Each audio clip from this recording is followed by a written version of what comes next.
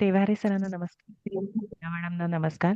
कुबल मॅडमना नमस्कार. उपस्थित सर्व मान्यवरांना नमस्कार आणि सर्वांचे मनपूर्वक स्वागत. आज आपण सरांकडून अगस्त्य नाडीविषयी जाणून घेणार आहोत. तर नाडी हे ज्योतिषशास्त्रातील सर्वात महत्त्वाच्या सिद्धांतांपैकी एक सिद्धांत आहे. यामध्ये तत्वांचा सखोल असा विचार केला जातो. 12 राशी या तत्वांमध्ये विभागलेल्या आहेत. तसेच त्याप्रमाणे कुठल्या तत्वांमध्ये ग्रह आहेत आणि त्या त्या ग्रहांचे अंश या सर्व घटकांना समजून घेऊन त्यांचा परिणामांचा विचार यामध्ये केला जातो. तर याविषयीचे विवेचन आज आपण सरांकडून जाणून घेऊया. मी सरांना विनंती करते की त्यांनी आजच्या लेक्चरला सुरुवात करावी. Thank you sir. Thank you ma'am.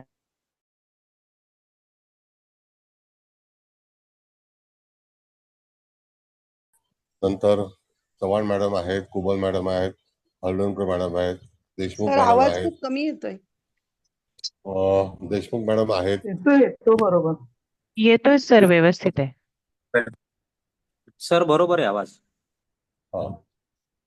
Deshmukh madam आहेत, हळदणकर मॅडम आहेत, इत्यादी सर्व कुलकर्णी आहेत. त्यांचं सगळ्यांचं स्वागत आहे आणि उपस्थित असणाऱ्या सर्वांचं स्वागत आहे. आज आपण नवीन एक विषय शिकणार आहोत, म्हणजे नाडीचाच विषय आहे, पण पत्रिका मांडलेली आहे.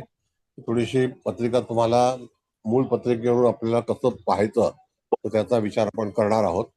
त्यामध्ये जेव्हा एखादी पत्रिका आपण पाहतो तर त्या पत्रिकेमध्ये असणारे जे काही गुणधर्म आहेत तर त्याच्यावरती फलादेश जीवनामध्ये कसा मिळेल.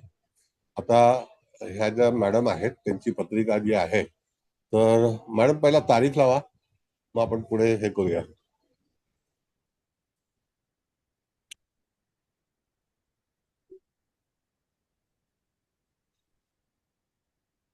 हे बघा सर, लावली आहे. 13 नोव्हेंबर 1961 चा जन्म आहे. सकाळी 8:07 मुंबईतला जन्म आहे. जातक स्त्री आहे. 13 नोव्हेंबर 1961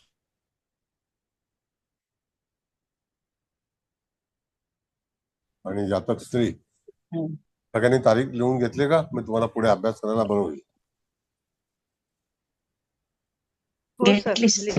हो सर. ठीक आहे. आता मॅडम पत्रिका मांडा. हो. मूळ पत्रिका मांडा. बघा आता जातकाच्या याच्यामध्ये आपण बघितलं तर वृश्चिक लग्न आहे मूळ कुंडलीमध्ये आणि धनु रास आहे. 12व्या स्थानामध्ये शुक्र, बुध आणि सूर्य हे 3 ग्रह आहेत. हा बिल मुकाबिल नावाचा एक योग होतो. गुरु आणि शनी जे आहेत हे मकर राशीला आहेत. म्हणजे हे ग्रह तुम्ही बघितलं तर धनु राशीचा राशी स्वामी हा शनी युक्त आहे. कळलं? होय सर.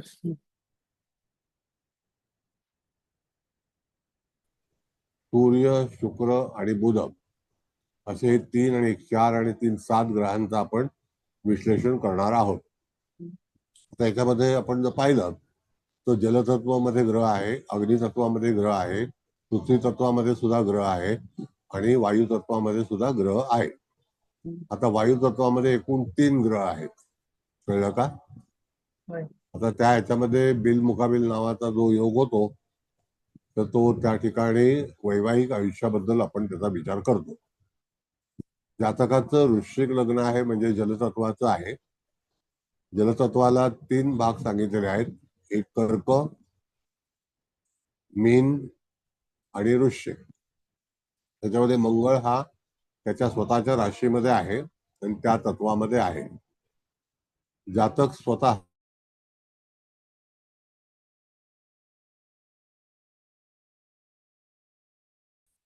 तर त्या काळामध्ये म्हणजे जातकाने साधारणतः वयाच्या 26-27व्या वर्षी MBBS गायनिक मध्ये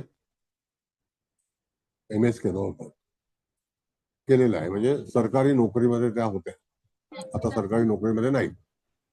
कळलं का? रास धनु आहे. धनुरास ही संततीच्या ह्याच्यातली दर्शवली जाते आणि ते अग्नितत्व आहे. त्यामध्ये अग्नितत्वाच्या समोर वायू तत्व जे येतं तर त्याच्यामध्ये सूर्य, शुक्र आणि बुध. इथे ह्या जातकाला आपल्या पतीची भरपूर काही सोबत मिळालेली आहे, सहाय्य मिळालेलं आहे.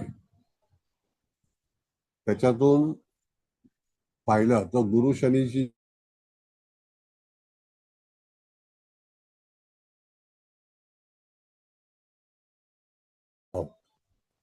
कळलं का? आता 2-6-10 मध्ये आपण जर पाहिलं तर लवकरात लवकर काम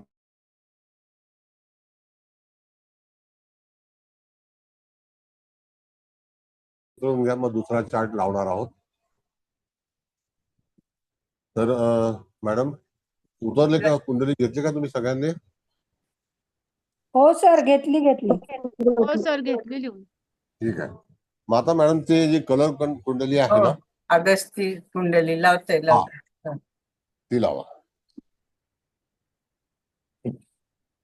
लावली आहे सर. बघा. हा, आता ही कुंडली मला इथे दिसत नाहीये. त्याच्यामध्ये सगळे ग्रह जे आहेत ते 1 4 7 10 असं आपण बनवलेलं आहे. आता तुम्हाला पुढे जाऊन सुद्धा असंच बनवायचं आहे. कुंडली बांधून 1 4 7 10 ह्या राशी लिहायच्यात, कारण ही तत्व आहेत कालपुरुषाला. समजलं ना? होय सर. आता त्या ह्याच्यामध्ये जलतत्वामध्ये मुळात एकच ग्रह आहे आणि अग्नितत्वामध्ये सुद्धा एकच ग्रह आहे आणि पृथ्वी तत्वात 2 आहेत, होय. गुरु आणि शनी. वायू तत्वामध्ये 3 ग्रह आहेत, रवी, बुध, शुक्र. हे 3 ग्रह आहेत ना? होय. तर कुंडली व्यवस्थित हा दिसते का का नाही कुंडली? दिसत? कोण जाणे, खालचं फक्त नाही दिसत आहे सर. म्हणजे आता बघा. हो मॅडम, खालचं नीट दिसत नाहीये. हा, म्हणजे रवी, बुध आणि शुक्र आहेत ते फक्त.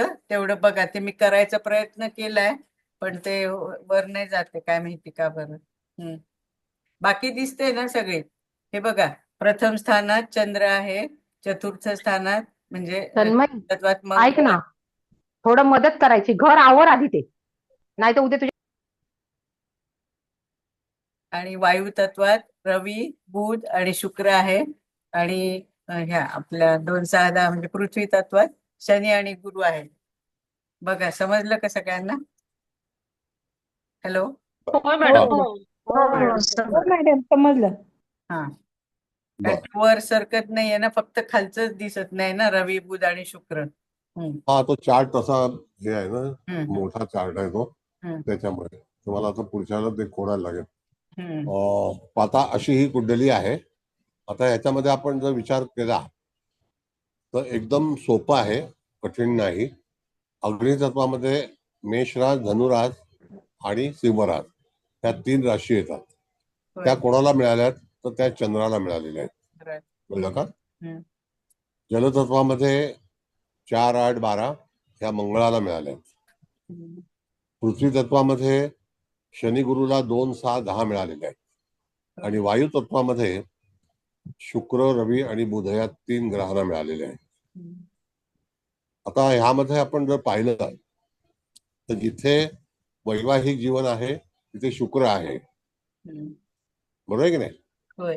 बरोबर. वायू तत्व काय दाखवतं?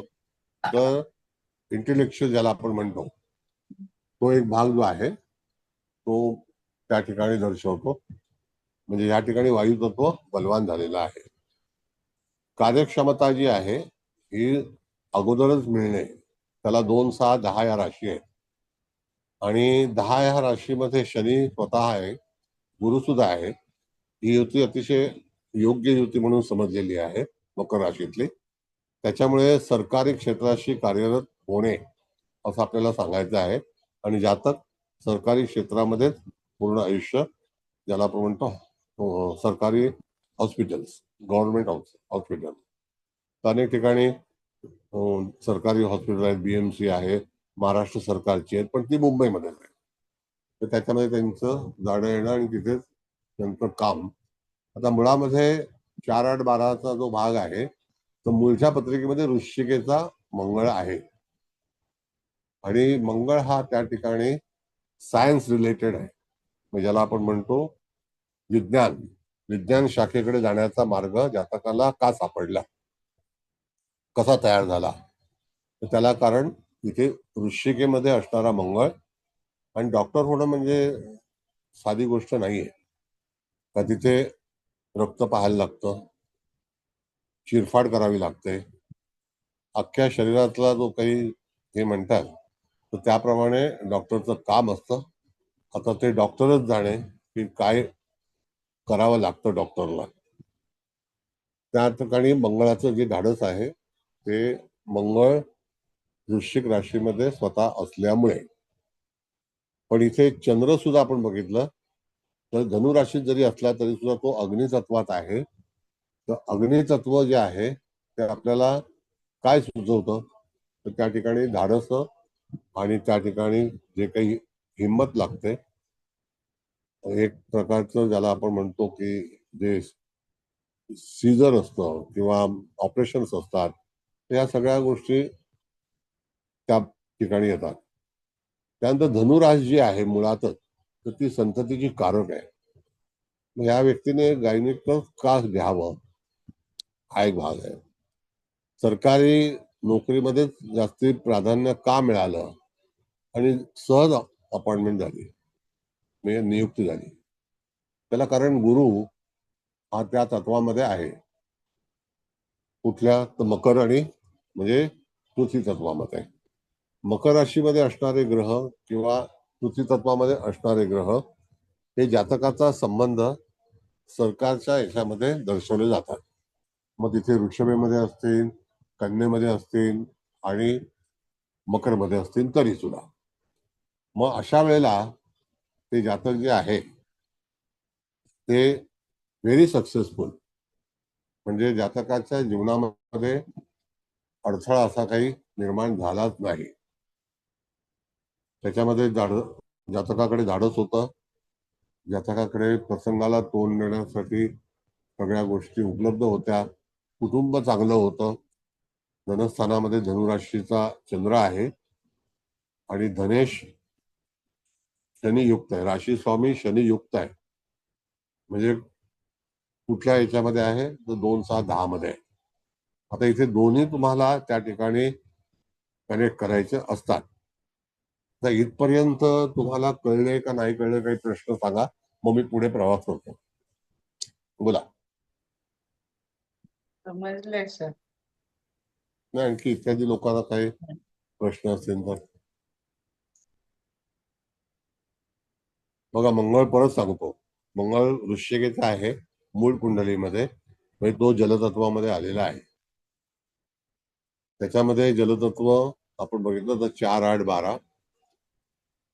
घरच्या बाबतीमध्ये सुद्धा आपण जर चतुर्थ स्थान पकडलं तर त्या ठिकाणी आई, 12वा स्थान पकडलं तर धर्म. तशीच त्या ह्याच्यामध्ये शनी गुरुची युती असल्यानंतर त्याला धर्मी कुंडली म्हणून पण विचार केलेला आहे. म्हणजे तिथे 2 ग्रह एकत्र आलेत आणि हे 1961 साली बरोबर मकर राशीमध्ये होते आणि ते कालपुरुषाला आपण पाहिले तर ते दशमामध्ये येतात. जरी जातकाचं वृश्चिक लग्न असलं तरी सुद्धा शनी गुरुची युती ही तुम्हाला मकर राशीमध्ये आलेली आहे. आता ह्या याच्यामध्ये जेव्हा तुमच्याकडे कुंडली येते तेव्हा जातक प्रश्न घेऊन येतो. जर समजा त्यावेळेला बऱ्याच ठिकाणी जातक आपल्याकडे येतो तर त्याचा विषय, त्याची आवड आपल्याला कळली पाहिजे, विचारली पाहिजे आपण की बाबा तुम्हाला काय आवडतं. तर मला कॉमर्स आवडतं, तर त्याच्यामध्ये शक्य आहे का? कारण लग्नाचा पिंड जो आहे तो विज्ञानाकडे जातो. विज्ञान म्हणजे कॉमर्स नाहीये. जिथे आपण म्हणतो मेडिकल सायन्स आहे, फार्मा आहे, सायंटिक्स आहे, इंजिनिअरिंग आहे, हे सगळं विज्ञान आहे. तर कॉमर्स हे वाणिज्य आहे. मग आता त्या ठिकाणी आपल्याला जर हे करायचं असेल, आणि अग्नितत्व जे आहे ते श्रमिक आहे आणि टेक्नॉलॉजी आहे, तर तिथे तसा भाग जो आहे. आणि आकलन शक्ती जी आहे, एखादी गोष्ट समजण्यात येईल तर तिथे वायू तत्वाचा आपण वापर करतो, तेव्हा 3, 7, 11. आता हे जर रवी, शुक्र आणि बुध हे 3 बघितले आपण, तर शुक्र हा तुळेचा आहे, 3चा बुध आहे, 11चा शनी आहे, तो पण स्वतःच्याच राशीमध्ये आहे, म्हणजे पृथ्वी तत्वामध्ये आहे. सूर्य जो आहे तर त्या ठिकाणी तो अग्नितत्वातला आहे, पण तो जाऊन वायू तत्वामध्ये बसलाय. मग त्याला तुम्ही मायनस म्हणाल का प्लस म्हणाल, पण तो बरोबर त्या ठिकाणी आपण जर विचार केला तर चंद्र हा अग्नितत्वात आहे आणि रवी हा वायू तत्वामध्ये आहे. तर वायू तत्व हे बलवान आहे आणि कुठलंही क्षेत्र करताना तुम्हाला आकलन शक्ती जर असेल चांगली तर मनुष्य पुढे जाऊन निश्चितच त्याच्यावरती यश मिळवतो, मात करतो.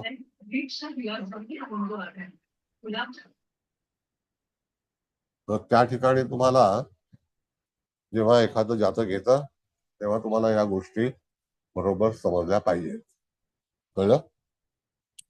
आता आपण जर विचार केला की जातकाला कधी यश मिळालं असेल, आता आज आपण थोडस गोचर घेणार आहोत हं. तर गोचर घेतेवेळी तुम्हाला कळलं पाहिजे की खरोखर जातकाला कोणत्या वयामध्ये जातकाच्या जीवनात उत्कर्ष झाला असेल किंवा संधी मिळाली असेल, तर त्यावेळेला तुम्हाला जास्तीत जास्त मंदगतीचे जे ग्रह आहेत ते आपल्या जीवनामध्ये भरपूर काही बदल घडवतात. हे वाक्य नमूद करून ठेवणे. तर ताजिकमध्ये याचा विचार केलेला आहे. मंदगतीचा ग्रह गुरु म्हणून ताजिकमध्ये उल्लेख आहे, बाकी आपल्या पराशरीमध्ये कुठेही मंदगतीचा ग्रह म्हणून सुचवलेलं नाही. मग त्याप्रमाणे हे दोन ग्रह माणसाच्या जीवनामध्ये कायापालट करतात. आता परवाच आपण एक व्याख्यान घेतलं होतं, तर त्यामध्ये आपण शनी ग्रहाबद्दलचा विचार केला होता, कलाटणी देणारा शनी. मग तसं जीवनामध्ये होणारे जे काही प्रसंग आहेत ते आपल्याला ह्या दोन ग्रहांवरती, मग ते दोन ग्रह जसं आता जर आपण विचार केला एक नमुना म्हणून, तर आता गुरु महाराज जे आहेत ते पृथ्वी तत्वात आहेत, ते उद्या वायू तत्वामध्ये जातील, तेव्हा कनेक्टिव्हिटी शनीची असेल का? तर बिलकुल नाही. त्यावेळेला शनी महाराज जे आहेत ते जलतत्वामध्ये असणार आणि आता ते त्या ह्याच्यामध्ये मीन राशीला येणार आहेत. मग गोचरीचा तिसरा ग्रह जो आहे तर त्या ग्रहाला, मॅडम हे काढता का तुम्ही जरा चार्ट? हो काढते. गोचरीचा तिसरा ग्रह जो आहे हा ग्रह पाहते वेळी तो मंगळ आहे, म्हणजे कक्षेच्या पलीकडचा ग्रह आहे. त्याची मोमेंट सुद्धा तुम्हाला पाहता आली पाहिजे.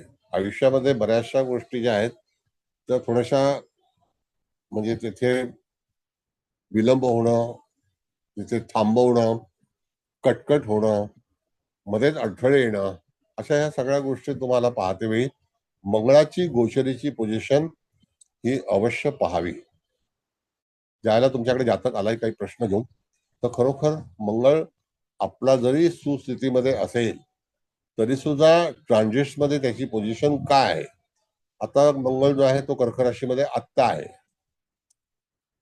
त्याच्यानंतर आपल्याला जातक जेव्हा आपल्याकडे आला तर मगाशी मी सांगितल्याप्रमाणे मंद गतीचा ग्रह पहिला शनी, दुसरा गुरु, आणि मग तिसऱ्या ग्रहाचा ऑप्शन जेव्हा आपण करतो त्यावेळेला सूर्याला आपल्याला दुर्लक्षित करून चालणार नाही. कारण सूर्य ह्या ठिकाणी तूळ राशीतला आहे. सूर्याला असं पण त्रास होऊ शकतो. मुळात सूर्य कोणत्या राशीमध्ये आहे तर तो तूळ राशीला शुक्र, बुध आणि सूर्य हे तीन ग्रह 12व्या स्थानामध्ये आहेत. आता ते 12वं स्थान आपल्याला मूळ कुंडलीतलं आहे. मग आता ह्या जातकाला अडचणीचा जो काही भाग आहे तो कोण निर्माण करेल आणि अडचणीतून मुक्त कोण करेल. अडचणी तर प्रत्येक जीवाला येतात, काहीतरी मार्ग असतात, काही विलंब असतो, आर्थिक असतात, सामाजिक असतात, शैक्षणिक असतात, कौटुंबिक असतात, वैवाहिक असतात, बऱ्याच अडचणी असतात. आता त्याच्यामध्ये जर समजा थोडंसं लॉजिक लावलं तर समजा तुम्ही 30 वर्ष मागे गेलात. आता आज ही व्यक्ती जी आहे अजून हयात आहेत, चांगल्या स्थितीमध्ये आहेत, गव्हर्नमेंट जॉब रिटायरमेंट आहे, म्हणजे ऑफिशियल रिटायरमेंट आहे आणि आता निवृत्त वेतन घेत आहे. म्हणजे जातकाच्या जीवनामध्ये एवढी जी काही भरभराट आहे, आर्थिक स्थिती उत्तम आहे, अतिउत्तम आहे. आता हे सगळं प्राप्त करते वेळी जातकाच्या कुंडलीतील ग्रह हे तुम्हाला व्यवस्थित तपासता आले पाहिजे. त्यामध्ये आपण जर 1961 बघितलं तर 91 सालच्या बाबतीमध्ये आपण जर बघितलं तर पुन्हा शनी महाराज हे 91च्या दरम्यान मकर राशीमध्ये तुम्हाला आढळते.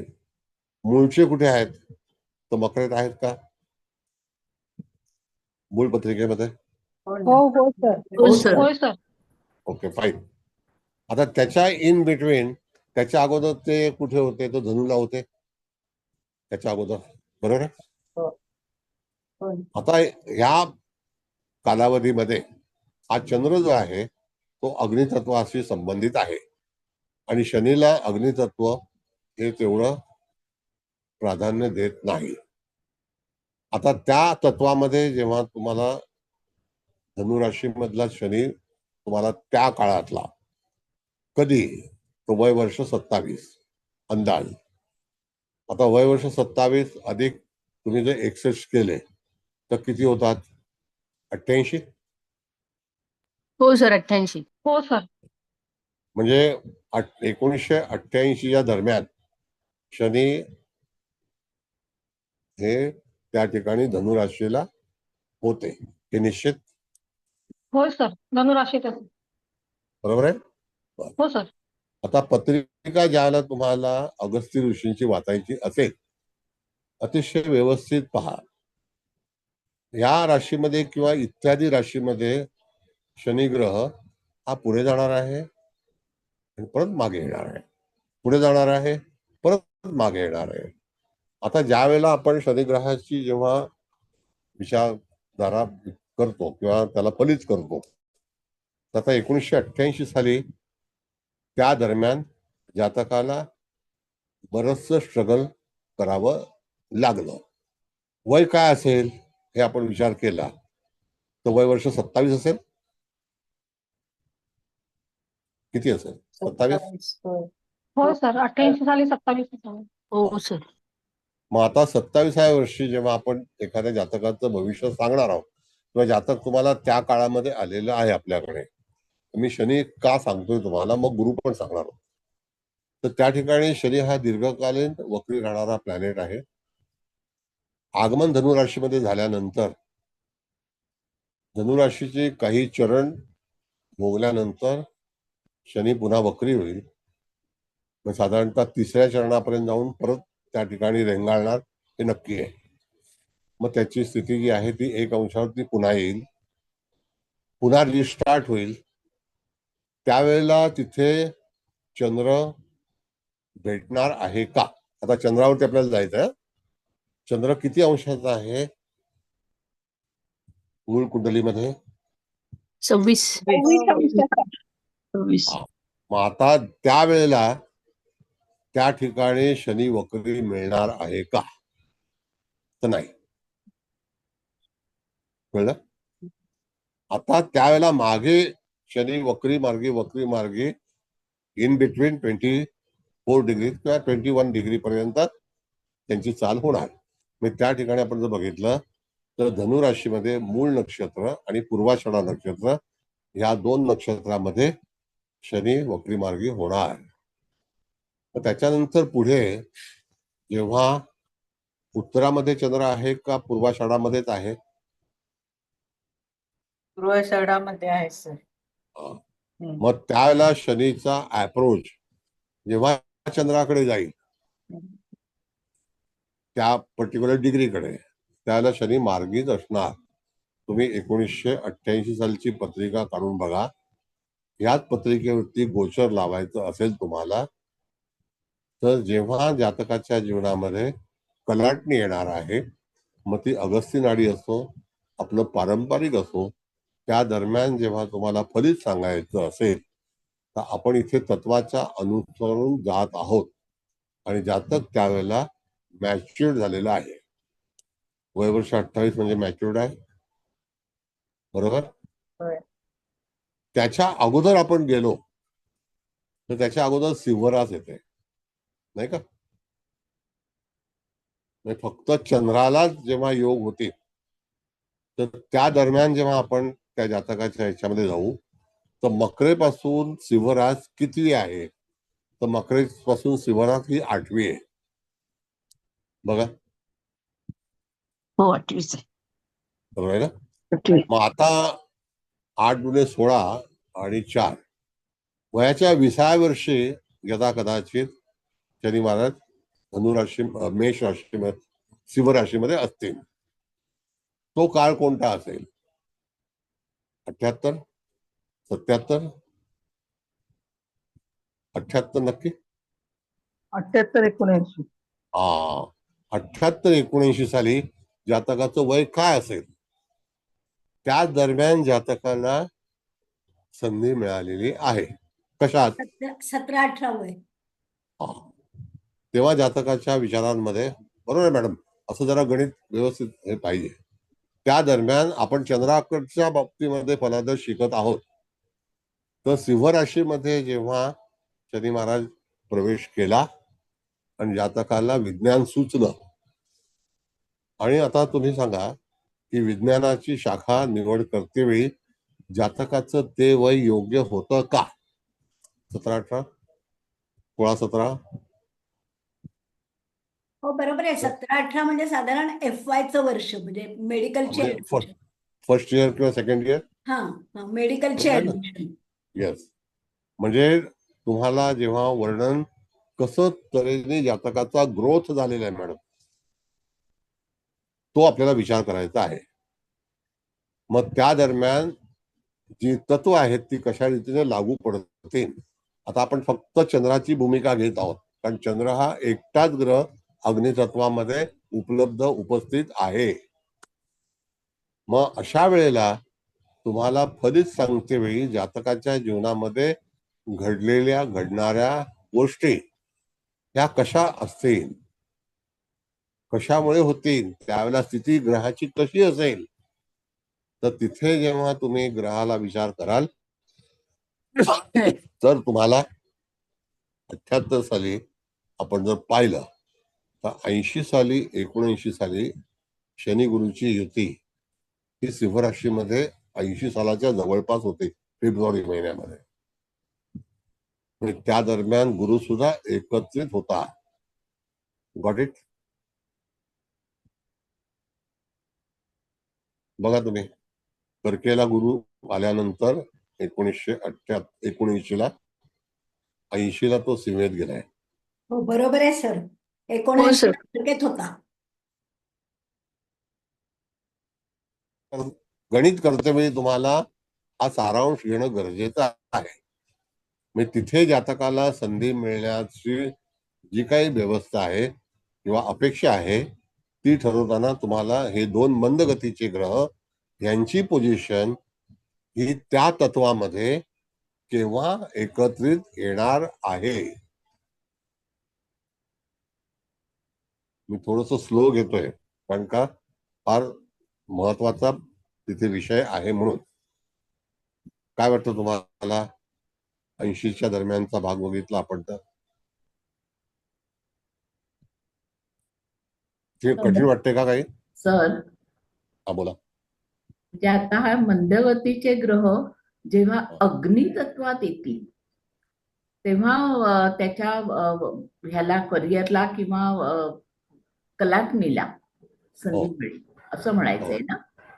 हो नक्की. म्हणजे त्याला संधी कधी मिळेल? हा, संधी कधी मिळेल? म्हणजे संधी मिळायला आपण ग्रह शिकत आहोत, म्हणजे ग्रहाचा आपल्याला फायदा झाला पाहिजे ना.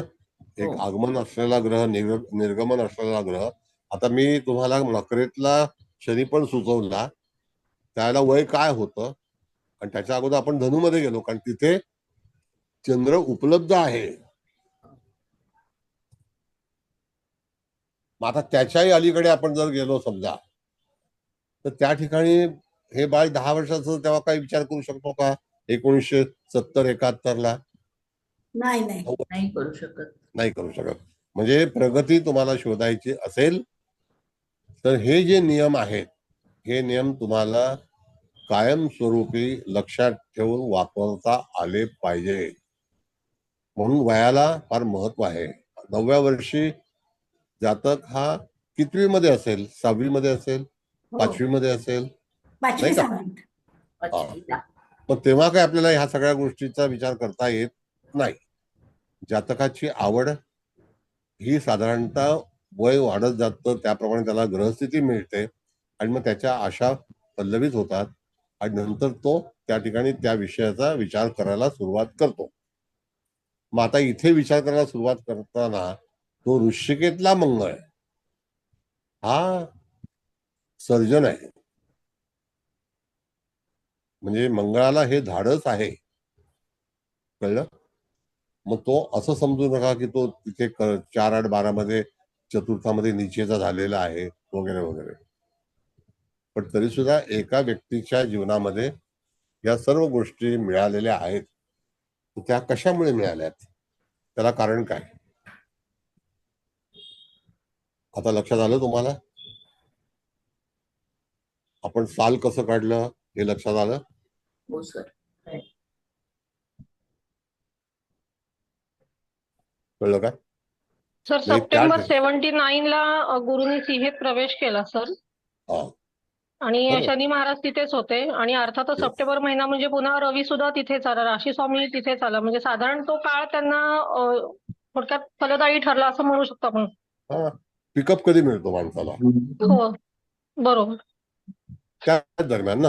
18व्या वर्ष. हो हो हो म्हणजे ज्या वेळेला बरोबर. 12वी पास जातकाच्या झाल्यानंतर लगेचच हा ऍडमिशन होईल. हो yes. आणि त्यावेळेला मेडिकल सायन्स सोपं होतं. हो आता आज सारखं कठीण आहे. एंट्रन्स वगैरे प्रकार नव्हते त्यावेळेला. नव्हतं. बरोबर आहे. हो त्याला सहज बरोबर फ्रीमध्ये ऍडमिशन मिळायचं. तेव्हा 1 कोटी 2 कोटी बरोबर. हा काही भाषा नव्हती. होय जी होय काही जे फी असेल ती भरायची आणि अशी नॉमिनल फी होती. वर्षाला 7,000 8,000 रुपये वर्षाला. बरोबर. होय म्हणजे आपण कुठल्या काळात जन्माला येतो, आपण काय शिकतो आणि आपल्याला नशिबात काय ठेवलेलं आहे. हा जर थोडासा सारांश बघितला आपण. आता तुम्ही म्हणाल राहू केतूचं काय? हो नाही का? राहू होय केतू आहेतच तिथे. आहे पण तर. हो आपण जे तो विषय आपण शिकत आहोत तो अगस्ती नाडीचा आहे. बरोबर. त्याच्यामध्ये राहू केतूचा विचार केलेला नाही.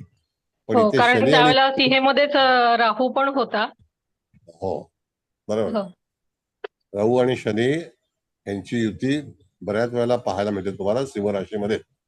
पण हो हो गुरु सुद्धा येताना राहू तिथे नव्हता. राहू त्यावेळेला कन्या राशीत होता. कन्या राशीत होत. हो कळलं का? हो आता हा जो भाग आहे तर जातकाला भविष्य सांगतोय. लक्षात घ्या हे. जातक प्रभावशाली किंवा आपल्यावरती कसा प्रभाव टाकतो की हा खरोखर ज्योतिषाला भरपूर काही गोष्टी माहिती आहेत. आता बरोबर. त्यावेळेला काल माझं एक डिस्कशन होतं शिवाजी पार्कला. तर त्याच्यामध्ये मी सांगितलं की बाबा तुला जर काही काम होत नसेल तर ते लग्न जे होतं ते धनु होतं आणि षष्ठामध्ये वृषभ राशीला गुरु शनीची युती होती. तर मी त्याला असं सहज बोलून गेलो की तुला जर प्रश्न सोडवायचा असेल आणि तो आता IAS करणार आहे ते म्हटलं 5 नारळ घेऊन समुद्रामध्ये सोड म्हणजे तिथे हे कर.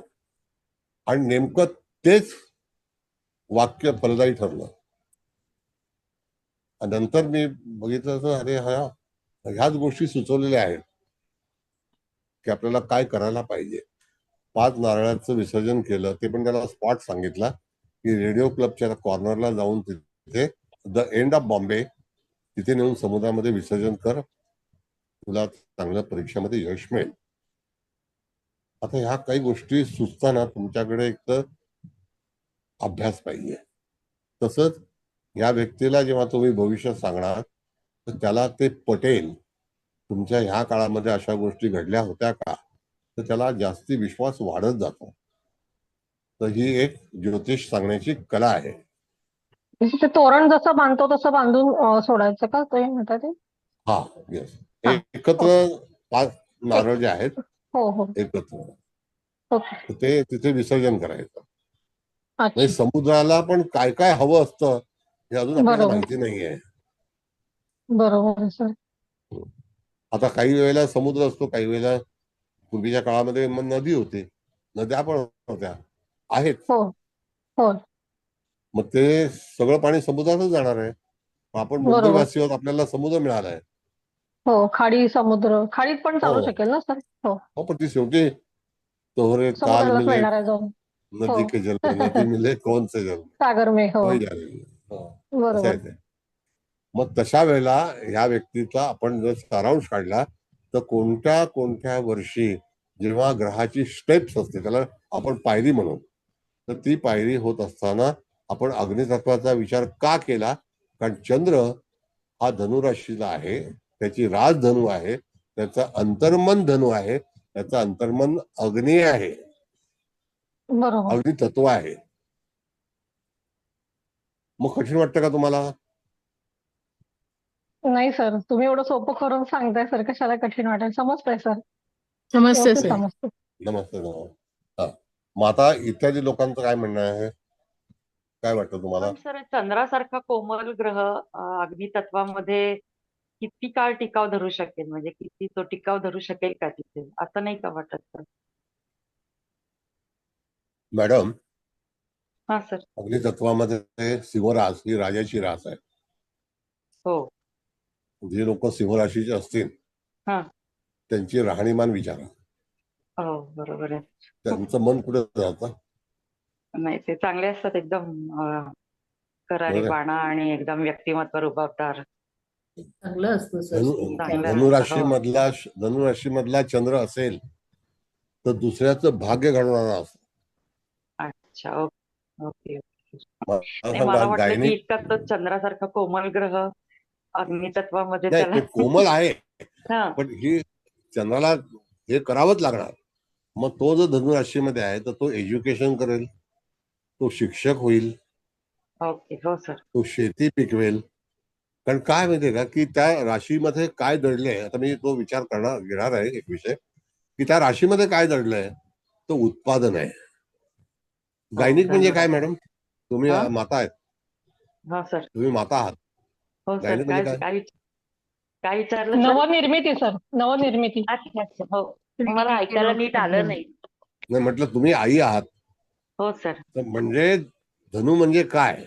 तर गुरु. गुरु गुरु. म्हणजे हो संतती. हो, बरोबर आहे. संततीमध्ये आई आली ना, चंद्र हो म्हणजे आई आली, आली, बरोबर. हो आली. मग असंच आहे ना. हो सर, बरोबर आहे. समजलं सर, समजलं. मग तिथे त्या जातकाचा आमचा कल तिथे गेला. मग आता बरोबर. त्याच्या अगोदर पण काही गोष्टी घडल्या असतील. धनुराशीपर्यंत येताना शनी वृश्चिकेला असणार, त्याला भरपूर अभ्यास करावा लागला असणार, हो हो नाही का? हो सर. ते 10वी 12वीच्या वृश्चिकेला वेळेला त्या हो त्या येस व्यक्तीला भरपूर कष्ट भरपूर करावे लागतात. कष्ट करावे आता लागले ते असतील. जेव्हा काहीतरी ऍडमिशन ध्येय होतं, डोळ्यासमोर ठेवूनच त्यांनी ते कष्ट केले असतील सर. बरं, आता तिथे जर मंगळ नसता असं आपण समजूया, तर त्याला रास रिकामी असते. मग हो. तिथे कुठला ग्रह आहे? The effect goes to whom? The planet. अच्छा, ओके सर. हा, प्लॅनेटला शेवटी हे मिळतं ना. मग तो प्लॅनेट जो आहे तो त्या ठिकाणी बलवान होतो किंवा त्याला तशी कृती करावी लागते. म्हणजे तर त्याला जलतत्वामध्ये एकच आहे तेवढा ग्रह, मंगळच आहे फक्त, नाही का? मग तसं अग्नितत्वामध्ये पण एकच आहे. एकच आहे. हो, चंद्र एकच एकटाच आहे. आहे. एकच आहे. मग आता जर समजा त्या ठिकाणी तुम्ही जर कॅल्क्युलेशन केलं तर त्या काळामध्ये शनी जेव्हा वृश्चिकेतून गेला त्यावेळेला परिस्थिती कशी असेल? त्याच्या अगोदर तेव्हा तुळेतून गेला तेव्हा मग स्थिती तेव्हा कशी तर असेल? लहान असेल सर तो, नाही मग का? तेच सांगतो ना म्हणजे तेव्हा शालेय माणसाच शिक्षण घेत असेल तेव्हा. ये मग तेव्हा अशी काही कल्पना नसेल, नसेल. हो, तेव्हा बरोबर. कसलीच माहिती नसते, नाही. हो, बरोबर. नाही का? मग हो सर, बरोबर. हा, वयाच्या कितव्या वर्षी आपण जर विचार केला हा. तर कितव्या वर्षी तुळेला शनी होता? ते बघा. 10-1 वर्षाचा असेल, 8 ते 10 हा. वर्षाचा असेल. मग आता त्या ठिकाणी काळ कोणता असेल? 64 साली शनी कुंभ राशीला होता. 64 माझा 61चा जन्म आहे ना. हा, मग आता लक्षात घ्या मॅडम, हा एक सर. मिनिट, ह्यांचा शनी कुठे आहे? धनुराशीला आहे का नाही, मकरेला आहे? मकरेमध्ये. ऐका, आता ऐका. हा सर. आता मकरेतला शनी आहे, तिकडून तूळ राशीला म्हणजे तो केंद्र योग आहे, तिथून त्या 10 राशी आहेत, म्हणजे 12.5 वर्षाचं वय असेल. हो किती हा वय असणार साधारण? हो बरोबर आहे. मग तिथे तूळ अरे राशीला जेव्हा येणार, आता असं करत तुम्ही बघितलं तर तिथून किती घरं असतील गोचरीची? बघा, तुळेला शनी 84 साली होता. 10 घर. नाही, तुळेला 84 साली आणि 84 54 साली. 54 साली यांचा जन्म झाला नाही नव्हता. नव्हता. हो कळलं का? त्याच्यानंतर 84. त्याच्यानंतर 84 किंवा हम्म. 83 84. 83 84 ला वय काय होतं? 22 23. हो 22 23 84 मध्ये 23. म्हणजे असा एक अंदाज आपण विचार केला. जातक आपल्याकडे आलेला आहे, बसला आहे, त्याला तुम्हाला कथाकथन करायचंय यावर्षी हे तुला मिळेल. पण जातक जन्माला आला नव्हता तेव्हा तुळेला शनी होता हे ठाम आहे, हो बरोबर. म्हणजे विसरता कामा नये. म्हणून वारंवार पंचांगाकडे लक्ष द्या. माझ्याकडे 1901 सालापासून 1901 नाही 1900 ते 1975 सालापर्यंत पंचांग मी नेहमी तपासत असतो. माझा छंद आहे तो. मी ग्रह कुठे होते, काय होते, कुठल्या पोझिशनला होते, इमिजिएट लक्षात आलं. त्यावेळेला कॉम्प्युटर नव्हता आमच्या वेळेला. हो कॉम्प्युटर फार नंतर आलं. आता एखादी तारीख टाकली ते ऍप मध्ये की लगेच त्या तारखेचं लगेच सगळे येतो. पोझिशन समज. मग आता आपल्याला चंद्र हा ग्रह आपण विचार केला तर जातकाच्या जीवनामध्ये मिळणारा येणारा जो काळ आहे तो आपल्याला ठरवायचा आहे, नाही का? हो सर बरोबर आहे. बरोबर आहे.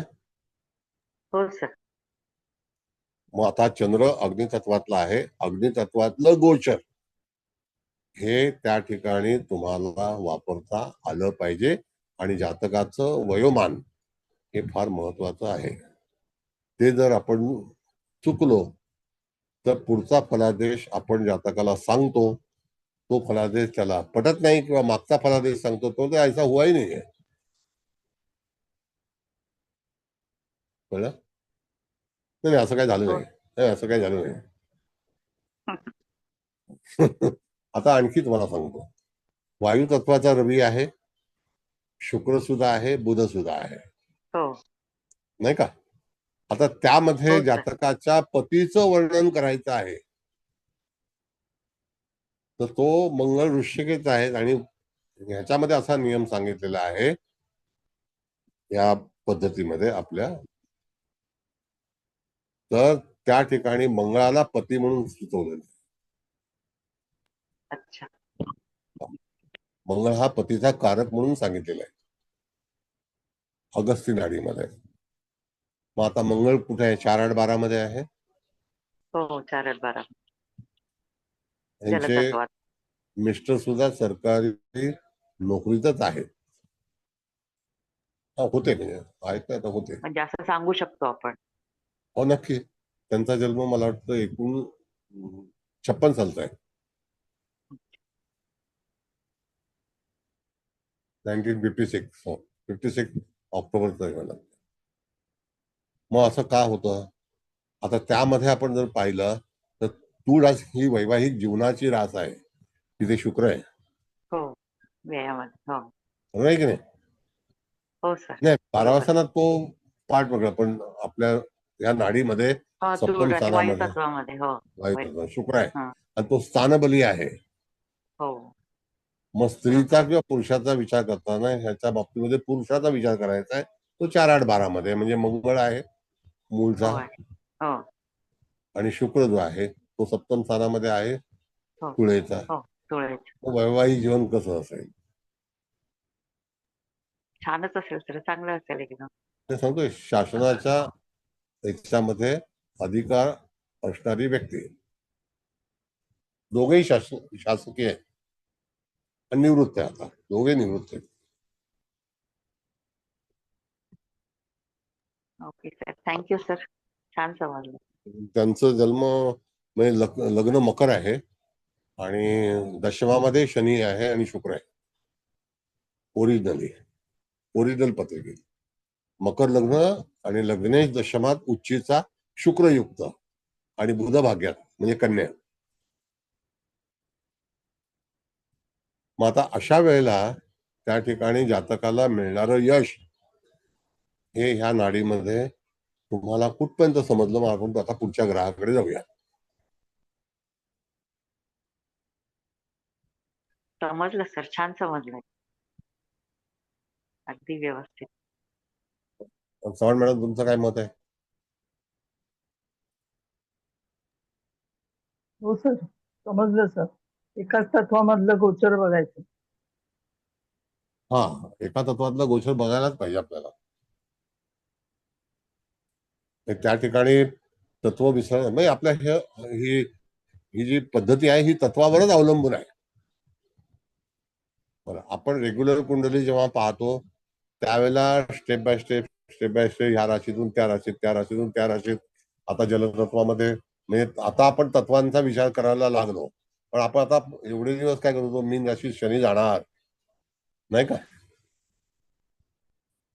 त्यावेळेला तिथे सपोर्टिंग प्लॅनेट आहेत का? बरं, आता रवीकडे आपण जाऊया. जर समजा जातकाच्या याच्यामध्ये जे काही त्याला यश मिळणार असेल तर तो भाग कसा करायचा तो एक लक्षात घ्या. चंद्र हा अग्नितत्वाचाच आहे. आता आपण चंद्राबद्दलच बोलत आहोत. अग्नितत्वाचाच आहे आणि त्याच्यामध्येच आपल्याला पहिल्यांदा 15 एप्रिल ते 15 मे, 15 ऑगस्ट ते 15 सप्टेंबर आणि त्याच्यानंतर 15 नोव्हेंबर ते 15 डिसेंबर, 15 डिसेंबर ते 15 जानेवारी, 15 डिसेंबर ते 15 जानेवारी ह्या तत्वामध्येच सूर्याचं भ्रमण असेल. मग हा जो त्रिकोण आहे हा त्रिकोणच सूर्यासाठी वापरायचा. का वापरायचा? जेव्हा तुम्ही चंद्राबद्दल विवेचन करणार असाल तेव्हा.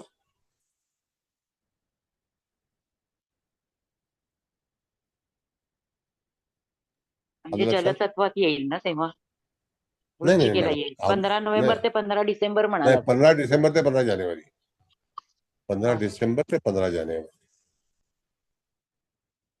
किंवा 14 जानेवारी. धनुराशीत असेल तो. मग त्यावेळेला तुम्हाला काय केलं पाहिजे? कुबल मॅडम,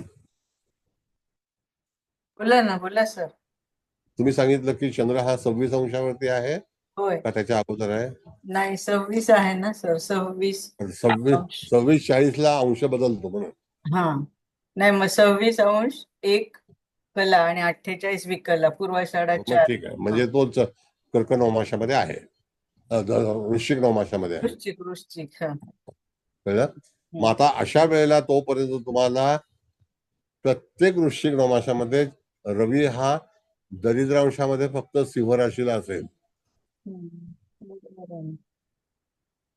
23-20 ते 26-40. कळलं? मग त्यावेळेला तुम्ही ते थोडस अवॉइड करा. पण भरणी नक्षत्राचं चतुर्थ चरण या ठिकाणी तिथे कनेक्टिव्हिटी चंद्राला आहे. म्हणजे रवी जर दरिद्रांशामध्ये गोचरीचा जात असेल तरी सुद्धा जातकाला सल्ला देण्यासाठी तुम्हाला थोडासा सावध पवित्रा सांभाळला पाहिजे. आता हे असे नवमांश पण पाठ पाहिजेत, सूक्ष्मांश पण पाठ पाहिजेत आणि गोचर पण पाठ पाहिजे. आता आपल्याला समजा हा चंद्र जर 17 अंशावरती असता तर दरिद्रांशाचा संबंध आला नसता. कळलं? 17 अंश म्हणजे 2 तारीख, 2 सप्टेंबर, 2 जानेवारी, नाही का? 2 जानेवारी, 2 सप्टेंबर आणि त्याच्यानंतर तिथे आपण मे महिन्यामध्ये गेलो, 2 मे. बरोबर आहे? जर 17 अंशाला असेल तर बघा, 2 मेला रवी 17 अंशावरती असेल. हे तोंडी गणित आहे, त्याच्यामध्ये काही तुम्हाला फळावेळा वापरायची गरज नाही.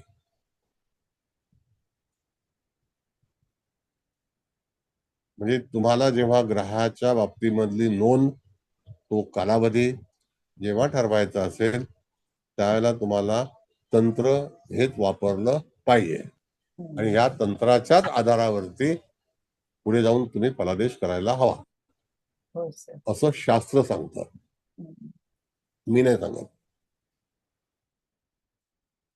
आता आजचा वर्ग मी एकदम हळू घेतलेला आहे की तुम्हाला त्यातलं मर्म कळावं. कळलंय का? होय सर. लक्षात झालं? हो सर, हो सर, छान कळलं. हो समजलंच. म्हणजे त्या ठिकाणी फलित करते वेळी तुम्हाला तुमच्यापाशी टूल्स हवेत. तुमच्याकडे जर टूल्स नसतील तर तुम्ही फलादेश करू शकणार नाही. त्यामध्ये तुम्हाला अडचणी ह्या येणारच काही ना काहीतरी. पण आपल्याकडे जे काही टूल्स हवं असतं ते काय आहे? आपण गोचरीचा शनी बघितला, गोचरीचा रवी बघितला, गोचरीचा गुरु बघायचा आणि तो त्या पर्टिक्युलर कुंडलीवरती त्याचा विचार करायचा. आता गुरुचं तत्व ठरवताना मुळात गुरु कुठे आहे तर मकर राशीला आहे, मकरेतच आहे. बरोबर आहे ना?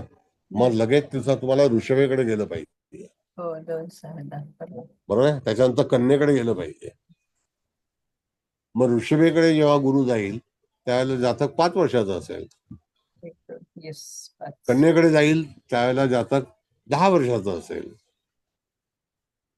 का 4 वर्षाचं असेल, 8 9 वर्षाचं वर्षाचा असेल. 9 हा, वर्षाचा. हे 4, 8, 12 अशी वर्ष लागू पडतात जर गुरुचा विचार करायचा असेल तर. आता त्यावेळेला गुरुचा आपण जर विचार केला तर गुरु नंतर कोणाकोणाला भेटणार आहे तर बघा, मकर राशीमध्ये गुरु आहे ओरिजिनली. त्याच्यानंतरची रास कुंभ आहे, म्हणजे रवीला भेटणार आहे, शुक्राला भेटणार आहे, बुधाला भेटणार आहे, नाही का? बरोबर आहे. 30 येस. मीनेला गेल्यानंतर मंगळाला भेटणार आहे, मंगळाला भेटणार आहे. हो, मेषाला गेल्यानंतर परत चंद्राला भेटणार आहे, चंद्राला भेटणार. हो, वृषभ गेल्यानंतर तो ओरिजिनल त्याच्या तत्वामध्ये त्याला भेटणार आहे, मिथुनेला गेल्यानंतर पुन्हा रवीला भेटणार आहे, शुक्राला आणि बुधाला. कर्केला गेल्यानंतर परत मंगळाला भेटणार आहे, कन्याला गेल्यानंतर पुन्हा गुरु आणि शनीला भेटणार आहे, नाही का? होय. मग ही जी सायकल आहे तर तुम्हाला वाटत नाही की सोपी आहे म्हणून? छान आहे सर एकदम.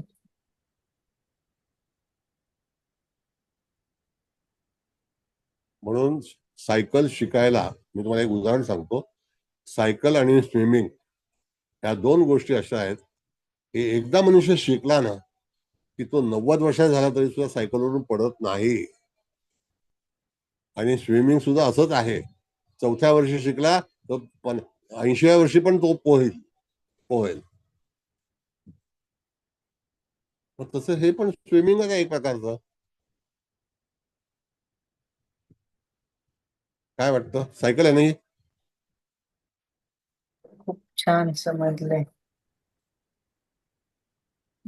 कठीण आहे का काही वाटतं तुम्हाला? नाही. नाही सर, अजिबात नाही वाटत. खूप छान समजलं. म्हणजे आपल्याला जो ब्रेकअप आहे तो ब्रेकअप ठरवता आला पाहिजे. म्हणून पहिल्यांदा तुम्हाला मी सांगितलं. बाकी आता रवी सोबत चालणारे ग्रह आहेतच. मंगळाचा विचार करते वेळी थोडीशी सावधानगी बाळगली पाहिजे आणि त्याचं जे गणित आहे ते गणित तुम्हाला थोडंसं अभ्यास केल्यानंतर सहज कळेल. पण तो कक्षेकडला बाहेरचा ग्रह आहे, तो त्या ग्रहाबरोबर तंटाच उत्पन्न करणार आहे, उपस्थित करणार आहे.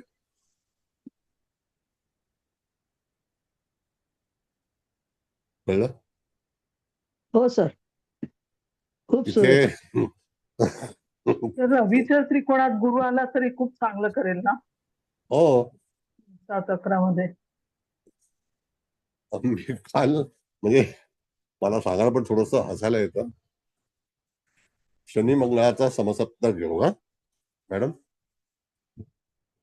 आणि जातकाचं लग्न सिंह. आता सिंह लग्न जर स्त्रीला आलं तर समजायचं काय वाघीण आहे का सिंहीण आहे काय वाघीण वाघीण वाघीण का सिंहीण सिहीण नाही सर, सिहीण कशी कुटुंबवत्सल चांगली असेल. वा- वाघीण वाघीण डरकाळ्या फोडणार. ठीक आहे, ऍग्री. आता शनी मंगळाचा योग मूळ पत्रिकेत आहे. सासऱ्याच्या डोक्यावरती दारूनी भरलेली बॉटल फोडली. बापरे बापरे, हा क्रोध म्हणजे तिकडे दिसतो. वाघीणच झाली ना सर. मला तेच म्हणायचंय तुम्हाला. पण म्हणजे नेहमीच शनी मंगळ समसप्तकात असतील तर असं होईल का? नाही ना. तत्व तसं पाहिजे. अच्छा सिंह लग्न आहे म्हणून. येस. आणि काय होईल ते होईल. हे असे बेजबाबदार लोक असतात जीवनामध्ये आणि दुसऱ्याला अडचणीत आणतात. अख्खं कुटुंब अडचणीत आलं. काय वाटतं? कठीण आहे. हे असे एक एक दांडगे अनुभव आमच्यापाशी आहेत.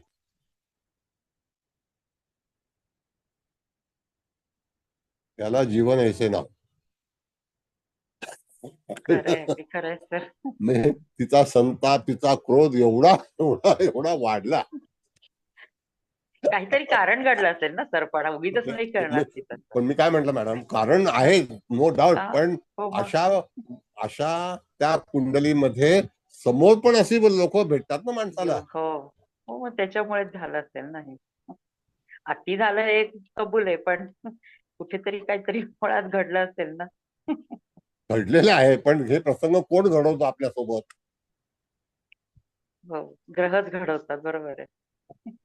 आता देशमुख मॅडमच्या गावाले एक देशमुख आहेत, ते बिचारे उगाच काही न करता पण तिथे 14 महिने जाऊन आले.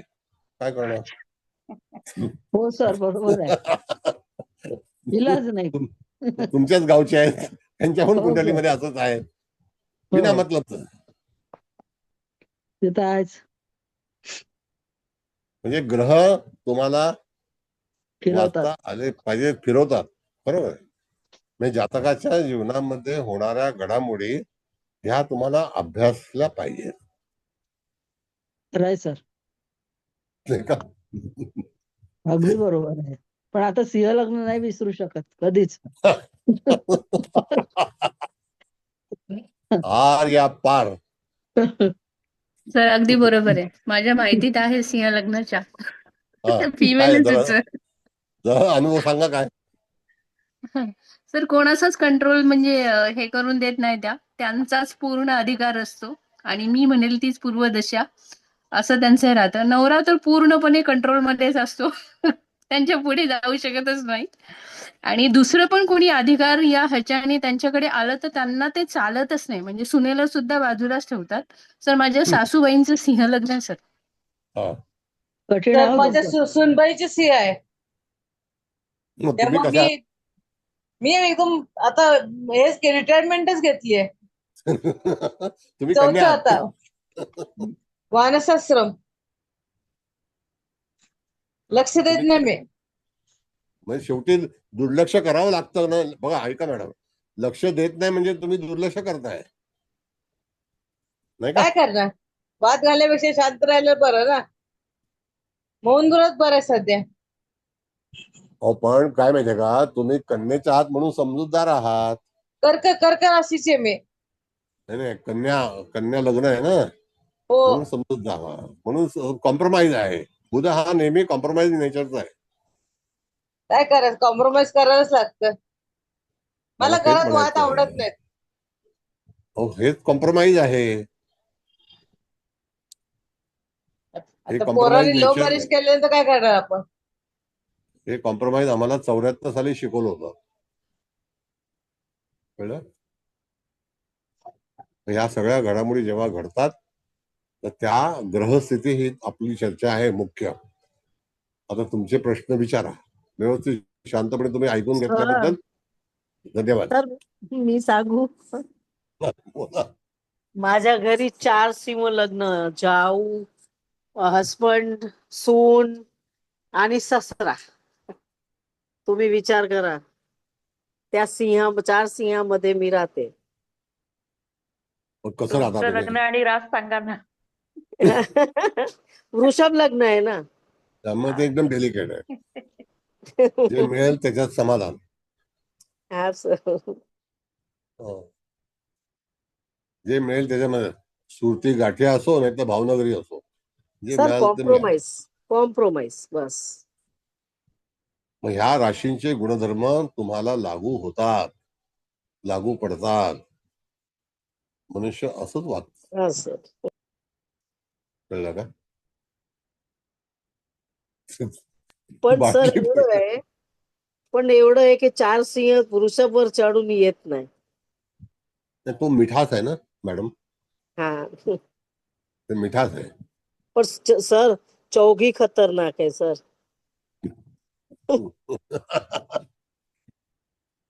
सगळे लोक खतरनाक आहेत. सोनाला पण आपण बोलू नाही शकत, ससऱ्याला बोलू नाही शकत, जाऊला मोठीला बोलू नाही शकत, हसबंडला बोलू नाही शकत. खालीच राहिलो. म्हणजे शेवटी तुम्हाला ऍडजस्टमेंट करावी लागते. हा सर. आता तुम्हाला हे लक्षात आलं का भ्रमंती कशी असते, कसं होतं? आता जेव्हा तुम्हाला एखादी पत्रिका येते, आता याच्यावरती याच पत्रिकेवरती तुम्ही प्रश्न क्रिएट करा आणि ते सिस्टम समजून घ्या. कळलं? सर ते बेंद्रे ज्याचं बोलतोय. हा बोला साहेब बोला. सॉरी. तुम्ही एक दिवस सांगितलं होतं की रवी 12व्या स्थानात असला तर चांगला नसतो म्हणून. बरोबर आहे. मग इथे त्याचा काही इफेक्ट नाही होत का? कारण नाही रवी तसं इथे आणि आता शुक्र. बरोबर आहे. रवी बुध शुक्र हे 12व्या स्थानामध्ये आहेत, तर शुक्र हा 12व्या स्थानात परमिटेड आहे. हा.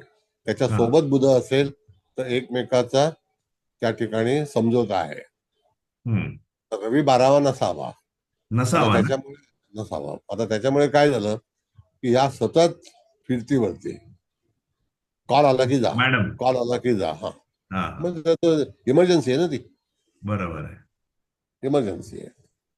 त्यामुळे ते नवऱ्यापासून तशा म्हटलं तर सेपरेट राहायला लागलं म्हणजे सतत फिरतीमुळे.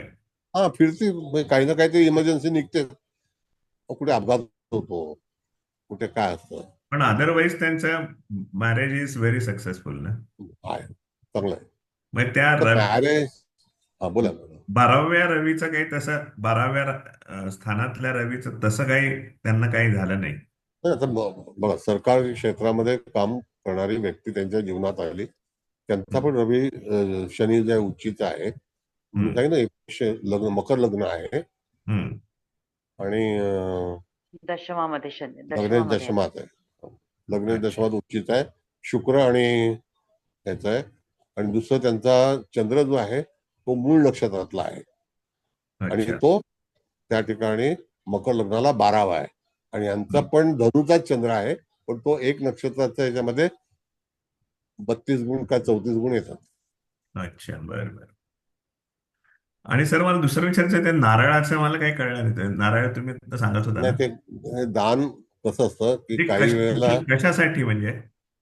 काही अडचणी असतील तर पर्टिक्युलर समजा नदी पात्रामध्ये किंवा समुद्रामध्ये जर नारळाचं असं तोरण घेतलं आणि ते तुम्ही जर तिथे विसर्जन केलं तर जे काही तुमचे प्रश्न असतील तर ते प्रश्न निवारण करण्यासाठी म्हणून तिथे योजना आहे. म्हणजे आता काल त्या कुठलाही कूट प्रश्न असेल हो, तर हो. 5 नारळ समुद्रात अर्पण केले किंवा नदीत तर त्याचं बऱ्यापैकी म्हणजे हो, निपटारा होऊ शकतो. हो हो. नारळ जो असा आहे ना तो जर हा. खराब असेल तर बुडतो, नाहीतर नारळ तरंगत तरंगत तरंगत तो कुठे जाईल, कधी युरोपमध्ये जाईल, कधी आफ्रिकेमध्ये जाईल, का आणखी कुठे जाईल काय सांगता येत नाही.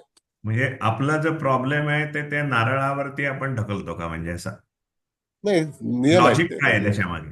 नाही लॉजिक नियम आहेत. लॉजिक असं काही नाही. हे बरं. परमेश्वराने तेव्हापासून सांगितलेलं. नारळ हा अत्यंत ज्याला आपण म्हणतो की परमेश्वरा संबंधात नारळाशिवाय आरंभच होत नाही कुठल्याही आपल्या हिंदू धर्मात. सेन्सिटिव्ह आहे. Yes. आपला प्रश्न नारळात म्हणजे तसं अर्पण करून ते हे केलं तर चांगले हे होतं चालेल. फळ. हो हो फळ चांगलंच मिळतं.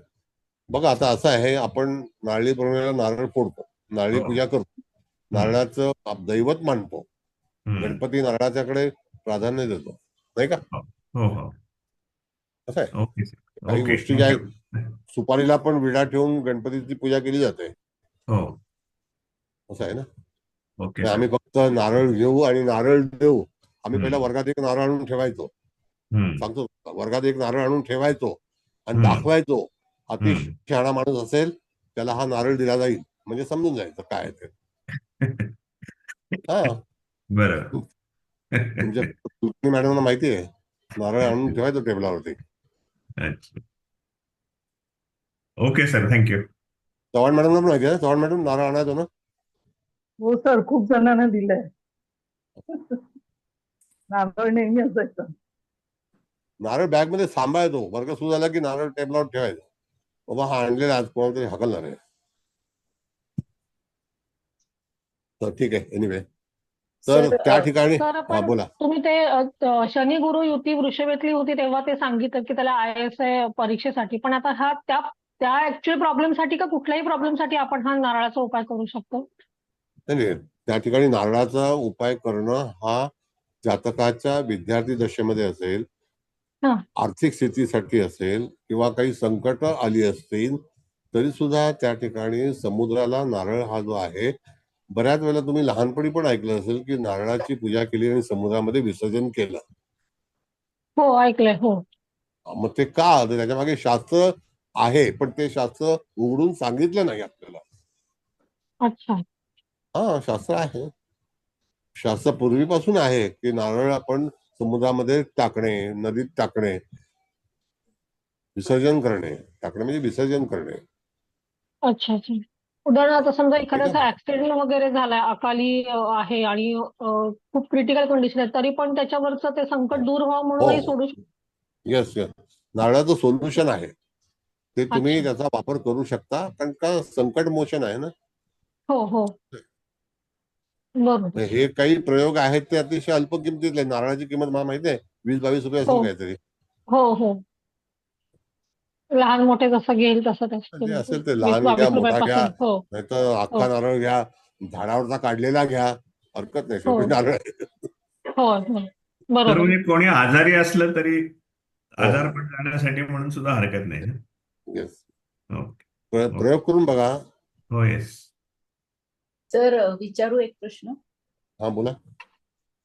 सर, आता 29 तारखेला शनी मीन राशीत जाणार, म्हणजे जलतत्वात जाणार, आणि यांचा आता मंगळ आहे जलतत्वामध्ये.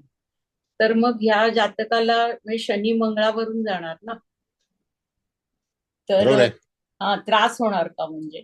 हो हो, त्रास होणार. कसं सांगतो तुम्हाला, एकदम मस्त प्रश्न आहे. मंगळ किती अंशाचा आहे तो बघा.6 मंगळ किती? अंशाचा आहे सर.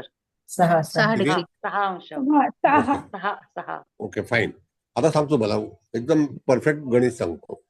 हा. ज्या वेळेला मीन राशीमध्ये शनी महाराज येतील, अजून आगमन झालेलं नाही, नाही, बरोबर. हा. त्यावेळेला येतील, त्यावेळेला 6 अंशाच्या पलीकडे गेल्यानंतर ते वक्री होतील हा, बरोबर.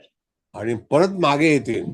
हा. तर जाताना पण मंगळाला धक्का आहे आणि येताना पण येताना मंगळाला धक्का, हा. आणि परत जाताना पण धक्का आहे. 3 धक्के हो आहेत. हो हो. मग एक भाऊचा धक्का आहे, कळलं? आणि एक डाकिया रोडचा धक्का आहे. असे आमच्या मुंबईमध्ये 3 धक्के मोठे आहेत. हो.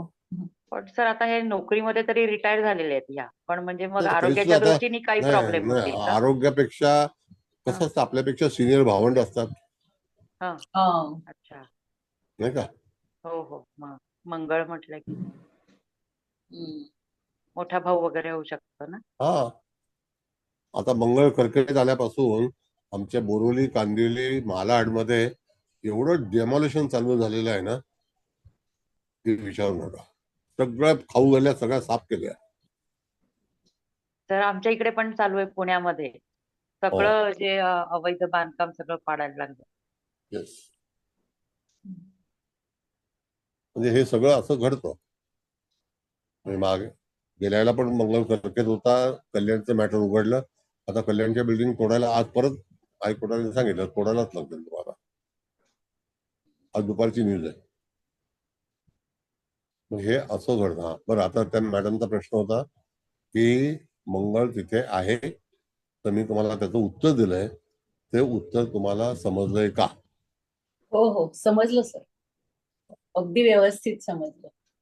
इत्यादी लोकांना. म्हणून त्या ठिकाणी कसं असतं मॅडम की ग्रहाची जी चाल आहे, enter and exit, Shani Maharaj exit मध्ये फार कमी वेळेला वक्री होतात. त्यांची 3 चरण पुढची जी असतात ती मार्गी असतात किंवा अतिचारी असतात, पण ते वक्री होत नाही. आणि आरंभी मंगळ जर जास्ती अंशावर असता म्हणजे 26-27 अंशावर तर त्याला शनीचा एवढा प्रॉब्लेम झाला नसता. नाही झाला असता सिंगल स्ट्रोक.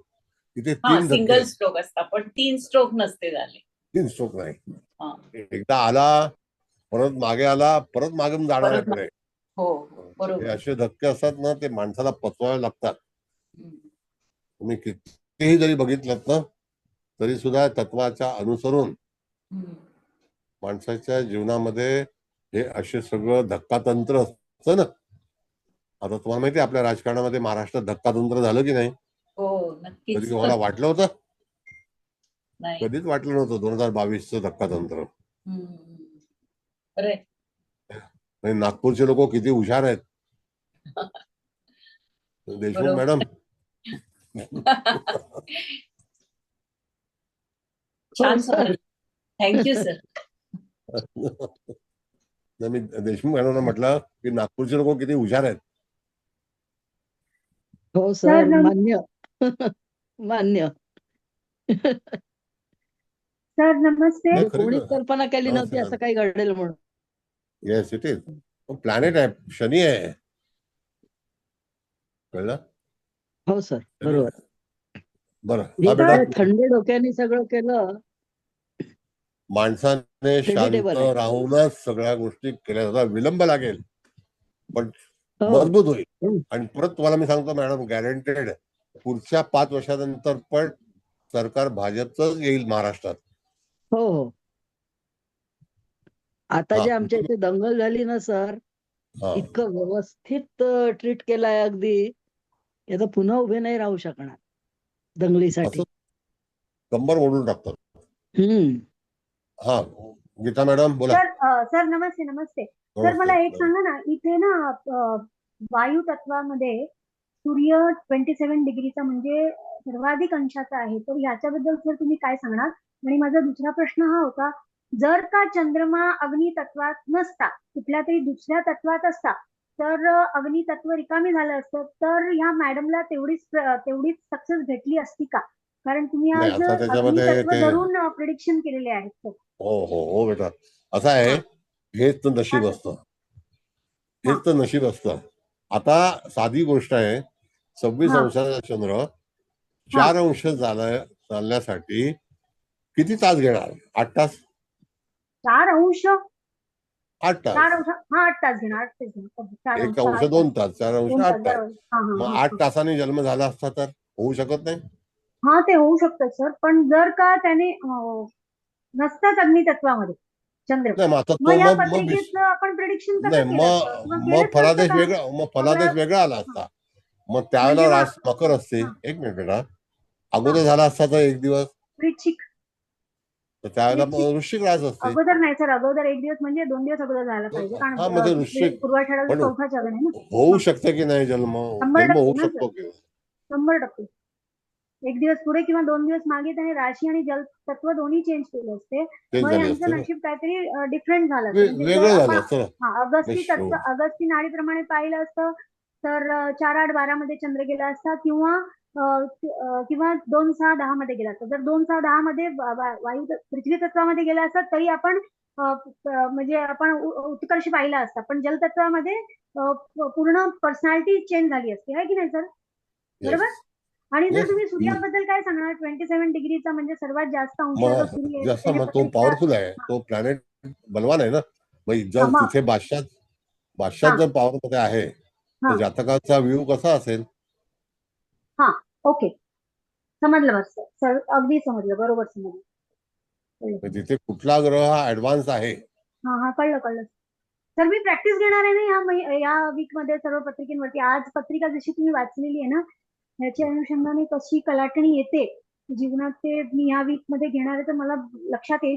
आणि सर तुम्ही जे आता सांगितलेलं चंद्रमा धनुर राशीमध्ये, तर लग्नेश धनुर राशीमध्ये आणि चंद्रमा धनुर राशीमध्ये माझ्या अनुभवात आहेत, एज्युकेशन मध्ये, शेतीमध्ये, आणि तुम्ही आणखी एक काहीतरी त्याच्यामध्ये सांगितलेले. पण हा, ते दुसऱ्याची मदत करत असतात, मॅक्झिमम मदत लोकांची करत असतात.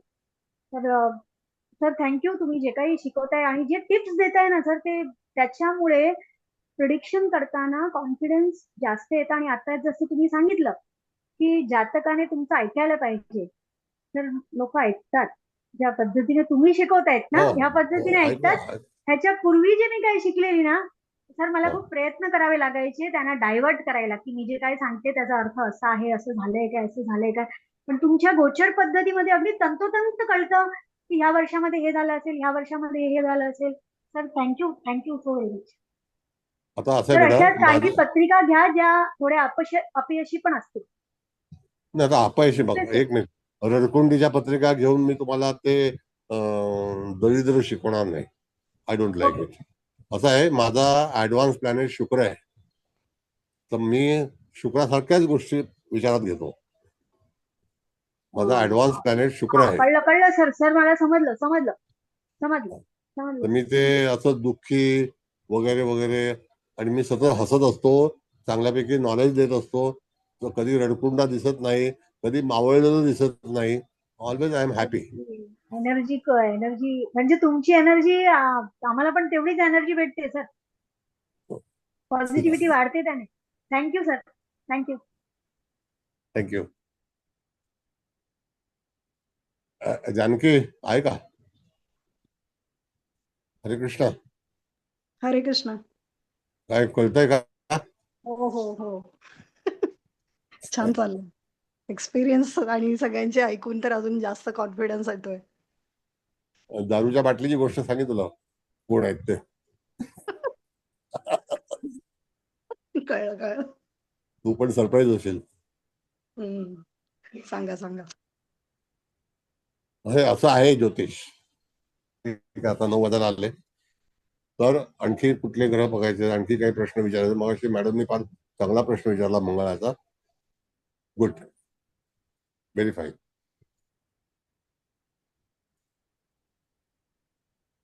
Madam, your opinion? हो सर, छान झालं, आम्हाला समजलं पण, आणि तुम्ही छान पद्धतीने सगळं सांगितलं. तर मंदगतीचे ग्रह जे आहेत गुरु शनी, ते कायापालट करतात. मग ते एकाच वर्षामध्ये जर मंगळ शुक्र त्या तत्वामध्ये असतील, जसं 2001ला वृषभेत शनी गुरु होते, तेव्हा 40 वय हिचं होतं. नंतर 1993ला 32 वय मकर शनी कन्या शुक्र. नंतर 1980ला गुरु शनी सिंह राशीत, 1981ला कन्येत. हे सगळे एकाच तत्वामध्ये गुरु शनी असतील तर त्या आणि रवीचं भ्रमण तुम्ही सांगितलं त्या त्या तत्वामधलं, तर त्या वेळेला त्या गोष्टी म्हणजे नोकरी म्हणा किंवा कुठलीही गोष्ट गुरु शनीच्या गोचरेने होते. तर हे एकाच तत्वामध्ये आलेले जास्त चांगले. तर सर खूप सुंदर शिकवला आणि चांगलं समजलंय आम्हाला आता. खूप छान झाला क्लास सर. खूप छान. ऍडव्हान्स शुक्र असणं चांगलं आहे ना? ऍडव्हान्स हा. आणि सिंह राशीच्या मुलीचं माहिती नाही लग्न करायचं, आता कोणच करणार नाही असं वाटतंय मला इथे. मी त्या व्यक्तीची कुंडलीतली स्थिती सांगितली, शनी मंगळ समसप्तक असताना काय घडामोड होऊ शकते. हो, यांचे सगळ्यांचे अनुभव पण ऐकले. आता थोडस हेच झालंय, म्हणजे ठीक आहे, तत्वा जसं ग्रह असतात तसंच गोष्टी घडतात. छान सर, छान झाला क्लास, सुंदर.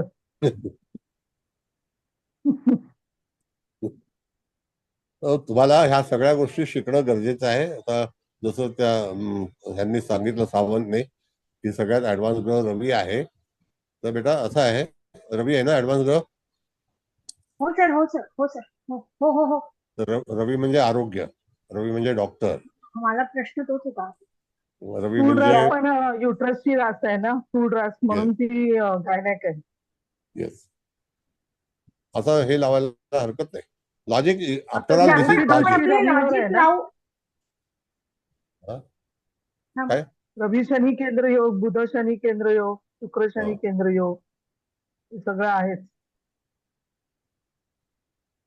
पण मंगळ राजवंशामध्ये चांगलं आहे, यन अमावस्यात आहे, त्याच्यामुळे मेडिकल मध्ये. Good, very good. हे असा हा भाग जो आहे ना मॅडम. हा बोला बोला, काय आलं? हा, नमस्कार सर. आता नमस्ते. लग्न कुंडलीचं अगस्ती नाडीमध्ये रूपांतर जेव्हा होईल तेव्हा ते प्रत्येक वेळी ग्रह 1, 4, 7, 10 मध्ये असतील, बरोबर आहे ना? आठले बोलताय का? हो सर, येस सर.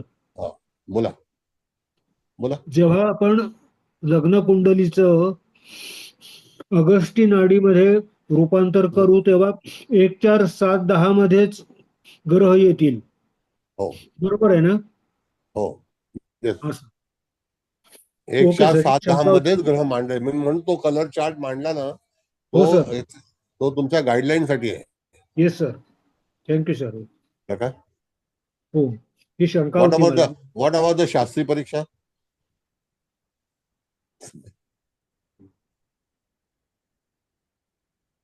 कुलकर्णी चांगला अनुभव सांगते. हा कुलकर्णी काय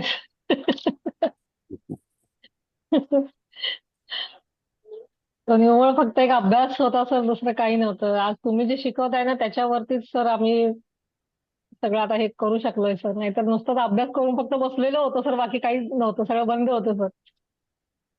असे किती दवाखाने बंद असतील? सर माझी भरपूर पोझिशन बंद पण असतील तीच सर. होती. मी अभ्यास करून बसलेली, पुस्तकं वाचत होती, पण प्रिडिक्शन करताना अगदी कॉन्फिडन्स येत नव्हता. तुमच्याकडे वर्षभर क्लास केल्यानंतर आज आता मला वाटतंय की थोडंफार काही मला येतंय सर. जाऊ दे आता. थँक्यू. आता असं आहे हा, येते कुलकर्णी मॅडम, कुलकर्णी मॅडम, हा सर. आता किती दवाखाने बंद झाले असतील? भरपूर बंद असतील सर. जे नुसते ज्ञान घेऊन बसले आहेत सर. डिस्पेन्सरी उघडायला सर तुम्ही शिकवल्या, प्रॅक्टिस करायला तुम्ही शिकवल्यात सर.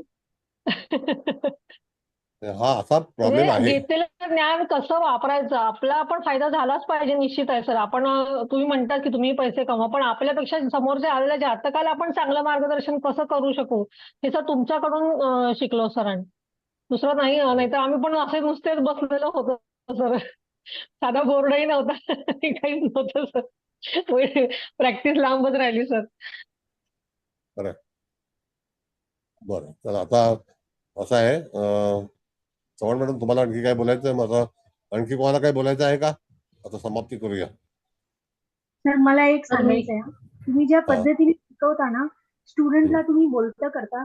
आता आहे ना, मी पहिल्यांदाच उपायचा क्लास, एक लेक्चर ऐकलं तुमचं रेकॉर्डिंग आणि एक लेक्चर अटेंड केलं, पण पत्रिका बघितल्याबरोबर लगेच उपाय सुचतात सर, की असं असं ह्याने केलं की ह्याचं काम होईल. आणि मला असा आनंद येतो, मला कुठल्याही पुस्तकात तर उपाय लिहिलेले नाहीये किंवा तसे नाही लिहिलेले जसं तुम्ही शिकवताय सर. आणि तुम्ही जी पद्धत शिकवली ना, ज्या राशीमध्ये ग्रह आहेत, त्याचा गाभा कुठला आहे, त्या ग्रहाला पहा, त्याचा उपाय करा. सर ही पद्धत कुठे शिकत नाही सर. मी माझ्याकडे शब्द कमी आहेत, जर तुम्ही हिंदीमध्ये बोलायला दिलं असतं तर मी खूप चांगलं बोलले असते, पण मराठी माझ्याकडे शब्द नाही आहेत. पण sir thank you thank you thank you so very much. धन्यवाद सर. मी फक्त 1 मिनिट बोलते. हा बोला.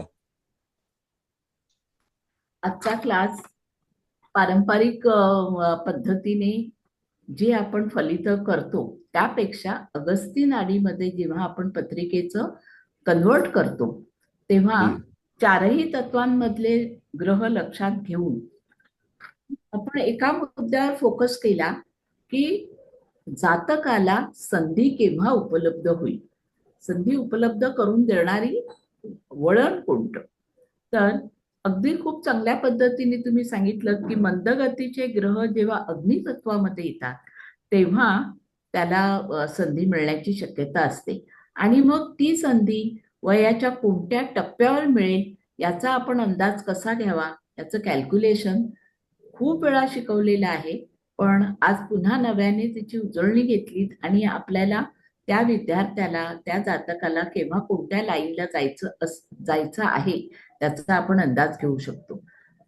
याशिवाय मंगळ किंवा लग्न हा त्या विद्यार्थ्याचं पुढचं भविष्य किंवा त्याचं करिअर ठरवत असतो. त्यामुळे त्याचाही विचार करून आपण पुढे फलिताला गती मिळाली. आणखी एक मुद्दा खूप चांगला असा आला, निदर्शनास आला की चंद्र हा आग्नेयाला आहे.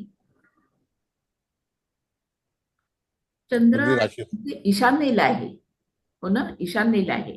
पण महाराज सांगा. आग्नेयाला मन आहे असं का म्हटलं आपण? असो, तर ते मग नाही नाही, नंतर सोडून येईल. आग्नेयाला काय म्हणाला? नाही, मगाशी बोलता बोलता असं झालं की आग्नेयाला मन आहे आणि धनुचा चंद्र दुसऱ्याचं भाग्य घडवतो. हे जेव्हा हे विधान मी त्याला जोडून घेतलंय, पण आता मी बोलता बोलता लक्षात आलं की आग्नेयाला चंद्र नाहीये, तो ईशान्येला आहे. तत्वात मॅडम. हा अग्नितत्वात म्हटलं होतं. हा ओके अग्नितत्वात. तर अशा खूप चांगल्या चांगल्या मुद्द्यांनी आजचं लेक्चर संपृक्त झालं. आणि बोलता बोलता तुम्ही जो नारळाचा पण उपाय सांगितलात तोही सगळ्यांना खूप दिलासा देऊन गेला आणि अगदी सोपा सुटसुटीत उपाय शिकता शिकता आम्हा विद्यार्थ्यांना मिळाला. तर एकूणच सरकारी क्षेत्रामध्ये जेव्हा व्यक्तीला आपलं भविष्य घडवायचं असेल तेव्हा कोणते ग्रह कामी येतात याच्यावर प्रकाश चांगला टाकला गेला आणि त्याला यश कसं मिळेल याच्यावरही चांगलं आपल्याला उद्बोधन केलं. याबद्दल मी आपले आभार मानते. धन्यवाद सर. बघा आता मॅडम, तुम्ही जेव्हा काही हे करता की नाही त्यावेळेला हे काही लोक निघून जातात मुद्दाम. हे पूर्ण लेक्चर ऐकतात. तुम्ही जेव्हा अभिप्राय द्यायला सुरुवात करता ह्या लोकांना ना मला असं वाटतं पहिलाच घेतलं नाही पाहिजे. हे अतिशय चुकीचं आहे. एक व्यक्ती आपल्या याच्यातला सार सांगते आणि ते ऐकायचं नाही आणि पटकन बाहेर निघून जायचं. It's very wrong. Sir 1 minute मी बोलू? 1 सेकंड. सर हे मी जेव्हा लेट क्लास जॉईन करते ना, हे मॅडम सार बोलतात ना, थँक्यू आहे मॅडमला की पुरं सार सगळं बोलून देतात आणि माझं पुरं नोट पूर्ण होतात. सर थँक्यू मॅडमला. खरंच आहे सर. ते जेव्हा सर, सांगतात ना शेवटचं त्याच्यात पूर्ण सगळं लेक्चरचं सार इतकं छान सांगतात की मध्ये जर कधी नेट गेलं असेल किंवा काही एखादा मुद्दा निसटला असेल आपला तर त्यांच्या ह्याच्यातनं तो पुन्हा आपल्याला खरं म्हणजे हे ऐकायलाच पाहिजे. लोक का तरी निघून सुद्धा जातात लोक कोणाचं? पटकन निघून जातात. म्हणजे लेक्चर ऐकतात. आता मी ना लेक्चर पाठवणं बंद करणार आहे. नको सर, असं नका करू. आम्हाला पहिल्या दिवसापासनं मला स्वतःला हे इतकं ह्या मॅडमचं आवडतं. आता अमृता मॅडम म्हणतायत तसं आहे की संबंध गोषवारा आपल्या डोक्यात पक्का बसतो. तर हे ऐकणं मस्ट आहे अगदी. हे एखादी व्यक्ती अभिप्राय देते त्याचा अभिप्राय आपण ऐकलं पाहिजे ना. नक्कीच. आणि तुम्ही सर मागे पण एकदा सर तुम्ही कुठलं तरी रेकॉर्डिंग पाठवलं नव्हतं, म्हणजे ते काहीतरी झालं तेव्हा मी म्हटलं होतं की निदान कुबल मॅडम सांगतात तेवढं तरी आम्हाला तो पोर्शन मिळाला तरी सुद्धा चालेल रेकॉर्डिंगचा. इतकं छान सांगतात. आमचाच फायदा आहे. आमचाच फायदा आहे. नाही रिव्हिजन होतो सर, एकदम छानपैकी रिवाइज होतो सगळं. शालेय आयुष्यात आपण ज्याला उजळणी पाठ म्हणतो ना, तो हा आहे आणि त्याची तुम्हाला नितांत गरज असते. नाही, याला 2 पार्ट आहेत मॅडम. कदाचित जेलसीमुळे निघून जात असतील, हे पण मी तुम्हाला सांगतो. नाही, जेलसी ही माणसाच्या रक्तामध्ये जन्माला आलेली आहे. खरंय. बरं, आता एनिवे धन्यवाद. माणसाबद्दल जेलसी का असावी? सर तुम्ही बघून ठेवा ना कोण कोण जातं नेहमी ते. काय त्यांना स्वतः कळलं पाहिजे मॅडम. मी सांगून काही अर्थ नाहीये. त्यांना स्वतःला अंतर्मनामध्ये कळलं पाहिजे, हृदयातून. खरंय, अगदी खरंय. बरं, चला आता कुबल मॅडम तुम्हाला विनंती करतो. करते सर. सर्वात प्रथम तुम्हाला नमस्कार. आपल्या चव्हाण मॅडम तुम्हाला पण नमस्कार. आणि सगळ्यांनीच आपापले अभिप्राय छान दिलेत. म्हणजे इथे उपस्थित सर्वांचे स्वागत. सर्वांना नमस्कार. आपल्या चव्हाण मॅडमनी गोचर छान सांगितलंय. आपल्या हळदणकर मॅडमनी पण व्यवस्थित सगळं सांगितलं. त्या गीता सावंत मॅडम त्या पण बोलल्या. मी आता 2च मिनिटात फक्त बोलते की ही आपली म्हणजे वृश्चिक लग्नाची पत्रिका आहे. मग आपण ही अगस्ती नाडी ची पत्रिका कशी मांडायची आज ते पण दाखवले. तर आता ते तर सगळ्यांना कळायला असेलच, म्हणजे अग्नितत्वातले ग्रह कुठले, जलतत्वातले कुठले, पृथ्वी तत्वातले कुठले आणि वायू तत्वातले. तर मग इथे म्हणजे ह्या ज्या जातिका आहेत ह्या म्हणजे डॉक्टर का झाल्या, तर एक तर वृश्चिकेचा मंगळ आहे. मंगळ हा सायन्सचा पण कारक आहे आणि सगळ्यात ऍडव्हान्स प्लॅनेट इथे सूर्य आहे, म्हणजे 27 डिग्री घेऊन आलेला आहे. म्हणजे त्यामुळे एक तर त्यांना सरकारी पण नोकरी मिळाली, मेडिकलला पण गेल्या आणि एवढ्या MBBS आणि MS झाल्या. गायनिक का, तर म्हणजे ते तुम्ही सांगितलं, म्हणजे धनु राशीचा चंद्र आहे आणि आपल्या चव्हाण मॅडमनी पण सांगितली, म्हणजे ही हे तूळ रास म्हणजे युटेरसला पण ती हे करते ना, तर त्यामुळं गायनिक आणि संततीची रास पण आहे, म्हणजे त्याचा चंद्र आहे, म्हणजे त्यांचं मन कल तसा गेला. आणि मुळात आज तुम्ही गोचर अतिशय उत्तम पद्धतीने सांगितलं की हे म्हणजे काय म्हणायचं, गुरु शनी मंद गतीचे प्लॅनेट, त्यांना पकडून आपण गोचर लावायचं. तर म्हणजे ज्यावेळेस ते इथे सिंह राशीत साधारण 1979 साली आले त्यावेळेस हा जातिकेला म्हणजे ऍडमिशन मिळाली असावी मेडिकलची. आणि मग नंतर परत धनुराशीत जेव्हा हे आले त्यावेळेस तुम्ही म्हणाले त्यांचं वय 27 वर्ष, म्हणजे त्यावेळेस त्या म्हणजे नोकरीला पण लागले असतील, MS पण झाले असतील, पण थोडासा स्ट्रगल पण तेव्हा त्यांना करायला लागला. आणि मग धनुतील चंद्र दुसऱ्याचे भाग्य घडवणारा हे अगदी अगदी 100 नाही कितीतरी टक्के आहे. माझ्याच घरात मला 2-2 उदाहरण आहे, पण तो सिंह लग्न किंवा काय ते पण घरातच उदाहरण आहे. तर ठीक आहे, इट्स ओके. पण बाकी सगळं छान, म्हणजे एकंदरीतच क्लास खूप छान झाला. आणि आपल्या बेंद्रे साहेबांनी पण विचारलं म्हणजे की सूर्य इकडे वेळात आहे, पण वेळात जरी असला तरी ह्या जातिका म्हणजे एक तर सरकारी नोकरीत, एक तर त्या गायनिक डिपार्टमेंटला, म्हणजे त्यांना केव्हा पण कॉल आला की कुठल्याही डॉक्टरला, पण त्यातल्या त्यात म्हणजे डिलिव्हरीच्या केसेस वगैरे, त्यामुळे त्यांना खूप असं सारखं इमर्जन्सी इमर्जन्सीला, त्यामुळं म्हणजे थोडंसं हे, पण बाकी काही वैवाहिक जीवनात तसा काही प्रॉब्लेम आला असेल असं वाटत नाही. पण तरी सुद्धा आपण नेहमी म्हणतो ना, हे शुक्र सूर्य बुध, आता तुम्हाला जर माहिती असेल, म्हणजे माहिती इन द सेन्स ही जातिका माहिती असतील ह्या जातिका, तर म्हणजे थोडा तरी काहीतरी झालं असण्याची शक्यता का वाटते, कारण तो बिल मुकाबिल योग आहे. तर त्यामुळं म्हणजे ते ग्रह परिस्थितीच तशी असल्यामुळे मे बी समथिंग, पण असू दे, आपल्याला ते काही नाही, आपल्याला छान पत्रिका कशी वाचायची, म्हणजे तेच तुम्ही चांगलं सांगितलं की करिअर कसं घडलं, कसं कसं कुठल्या वर्षी साधारण म्हणजे करिअरला सुरुवात झाली वगैरे. तर अतिशय उत्तम क्लास, म्हणजे अगस्ती नाडीचं गोचर पण आजपासून म्हणजे तुम्ही मधून मधून सांगतच होतात, पण आम्हाला आता ते गोचर कसं लावायचं, म्हणजे अगोदर शक्यतो त्या मंदगतीच्या ग्रहांवरच फोकस ठेवून ते म्हणजे आपण लावायचं. तर सर अतिशय उत्तम म्हणजे उत्तम क्लास झाला आहे, त्यासाठी मी आणि आम्ही सगळेजण तुम्हाला कोटी कोटी धन्यवाद देतो, कोटी कोटी वंदन करतो. असंच आम्हाला शिकवत राहा, आम्ही पण शिकत राहू. त्यासाठी तुम्हाला खूप खूप खूप दीर्घायुष्य, मी तर नेहमी म्हणते तसं 120 वर्षाचं आयुष्य आणि आम्हाला छान छान शिकायला मिळेल. म्हणजे मे बी तुम्ही असं म्हणा की आमचा स्वार्थ आहे, त्याच्यात काही हरकत नाही, पण आम्हाला छान शिकायला मिळतं ना.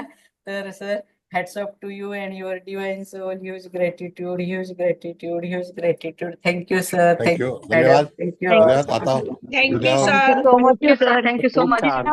आणि सर रेकॉर्डिंग धन्यवाद. पाठवायचं